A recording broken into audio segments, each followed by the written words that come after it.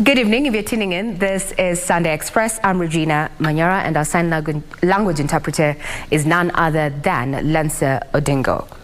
Now, President William Ruto has implored on all farmers and landowners to double their efforts in cultivation of food crops.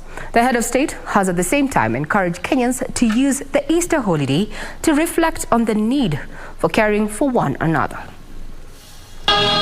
President William Ruto and his family attended Easter Sunday service at AIC Fellowship Church in Eldoret town, Uasin Gishu County.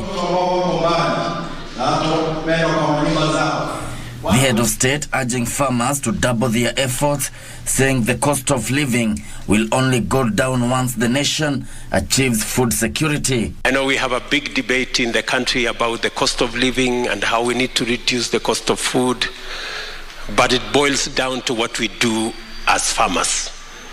So as a farmer also, I came down here to look at what I can do to make a contribution to food production in our country so that we can reduce the cost of living. President Ruto, who has spent the Easter holidays at his farm, reiterating the government's strategy of subsidizing production cost instead of consumption, has decreased the cost of inputs.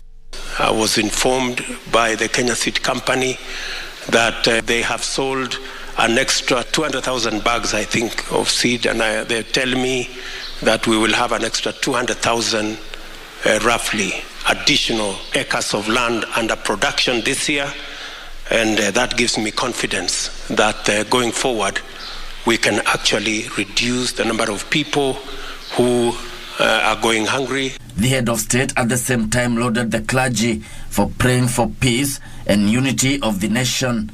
He also called for concerted efforts by parents, leaders and other stakeholders to ensure the youth are mentored to be responsible citizens. We have a serious crisis of drug abuse in our nation. Parents, starting with myself, we need to look out for our children and the children of Kenya. Let's continue praying for families because families are under attack. But when we stand as a church and pray for families, God is going to see us through. A strong family gives us a strong church. A strong family gives us a strong country. Visho Kiwashira, Sunday Express.